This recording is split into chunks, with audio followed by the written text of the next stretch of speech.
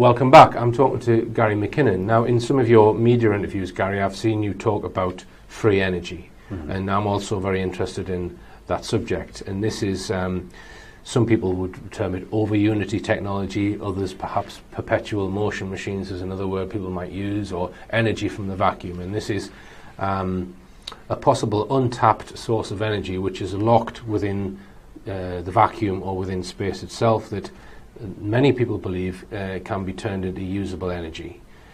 So my opinion is of the free energy, it's not energy from nowhere, it is coming from a source. But you've looked at certain technologies and you've even built some of your own experiments. So can you just tell us about your interest in that subject? Yeah, I mean, I started off, like a lot of people, being interested in Bedini. And after looking at that for a while, I realised that was just the magnetic collapse, the inductive spike.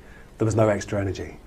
So you don't think there's any extra energy in the Bedini motor? No, and I don't think Bedini's ever claimed there was. Right, all right. Yeah. Have you seen any of the videos where they've got two batteries, one which is being charged and the other one is kicking the motor around? Yeah. And it seems to go for months or years, and it will charge the batteries as well. That's the claim. So it's getting energy from somewhere, allegedly. So you would refute that, yeah? Yeah, well, these people need to go to battery university. Using batteries to try and make accurate measurements of power in and power out is just nonsense. Yeah, I would agree that, So my thought on the Bedini motor has always been, why don't they just use capacitors? Yeah, then you've got an exact storage.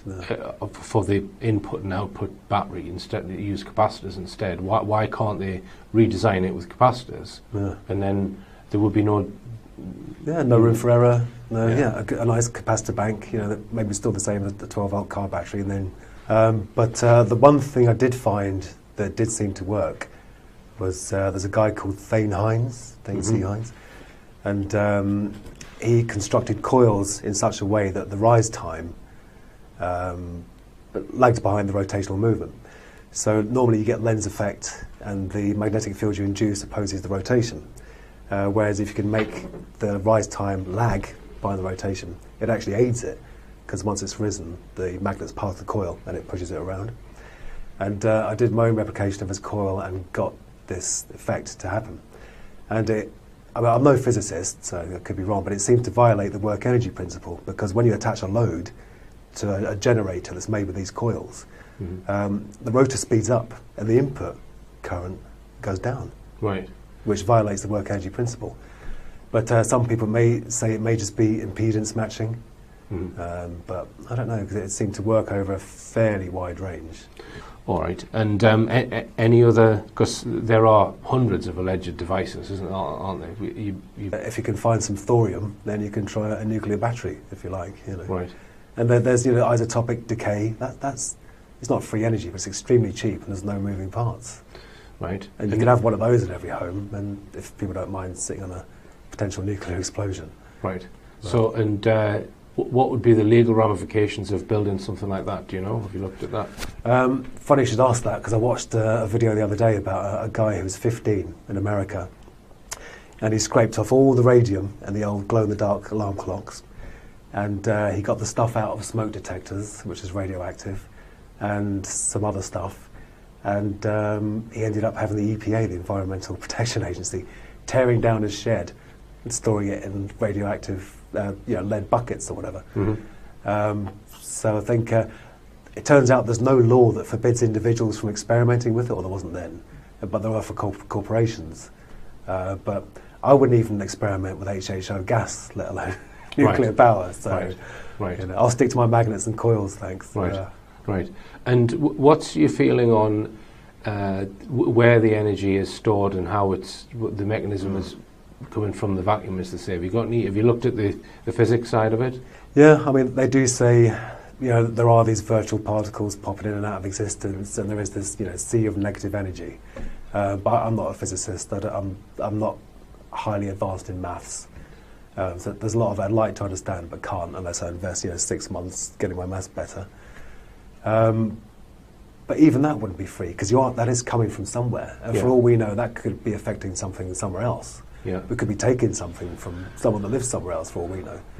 And if other dimensions exist, which there's no evidence of, you could be sucking something from another dimension, couldn't you? On a common sense level, magnets have a push, don't they? I mean, it looks like kinetic to us, you know. Yeah. And I think the reason they don't work in a normal setup is because of the balance. They always cancel each other out.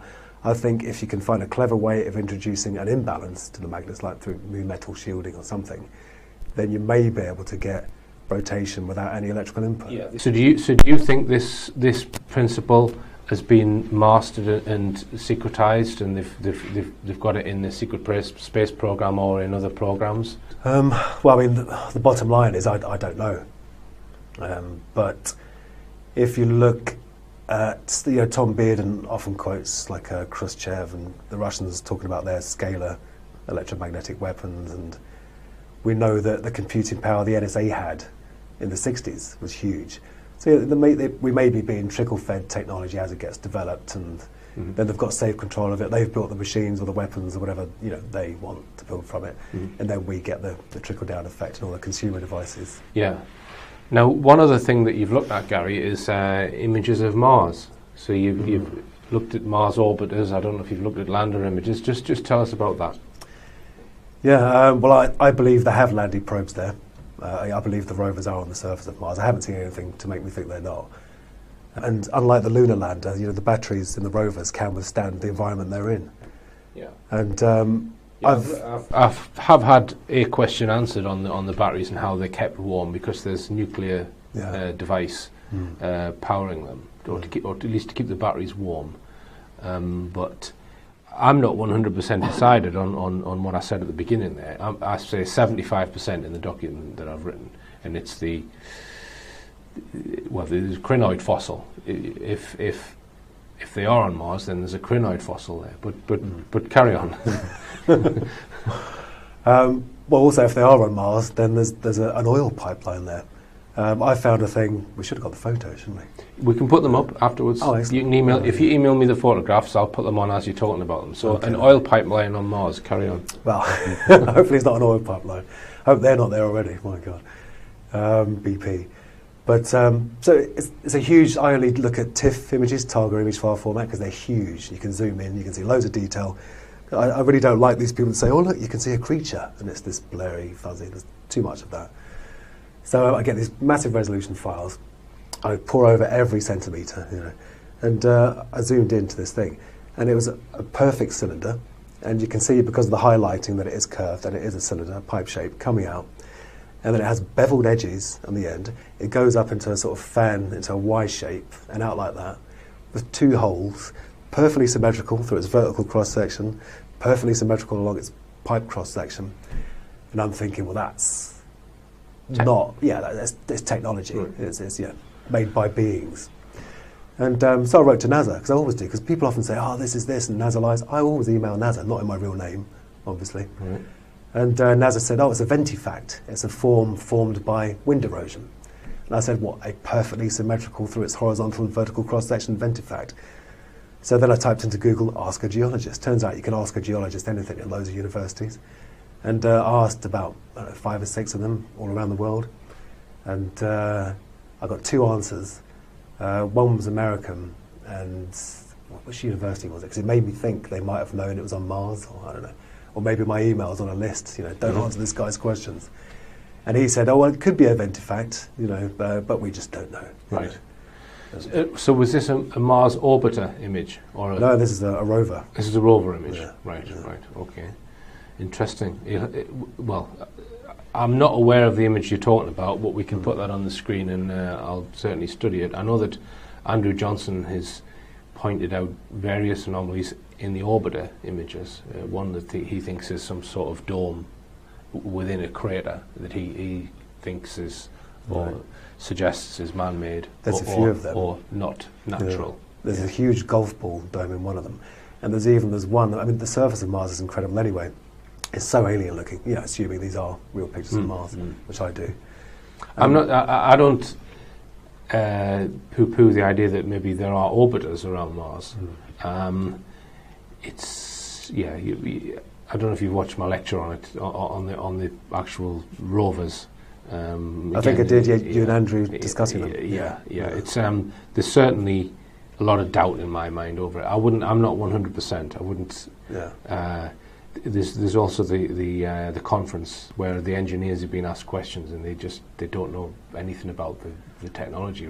That's what it comes across to me. But anyway, I guess I wouldn't put my life on it. And it's the same with the moon landings as well. Yeah. I'm not. We mentioned that earlier.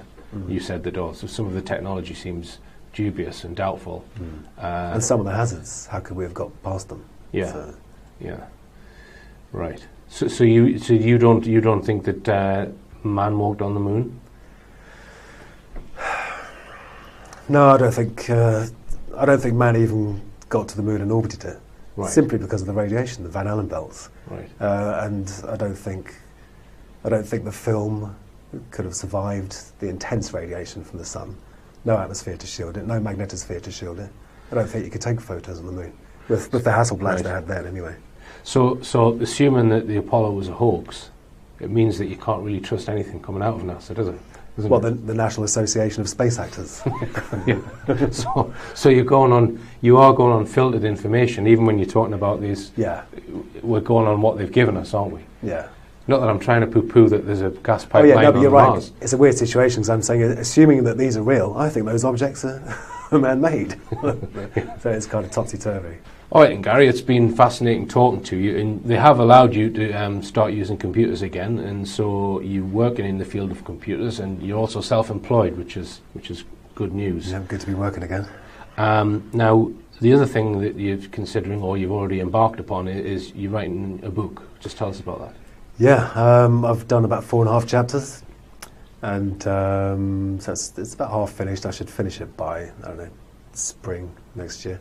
But I did approach some major European publishers, but publishers have their own perception of the market, and they want me to write about the darkness and the suicide and the despair, and it's really somewhere I don't want to revisit. Mm-hmm. So I'm hoping that writing about the hacking. You want to write a nerdy book?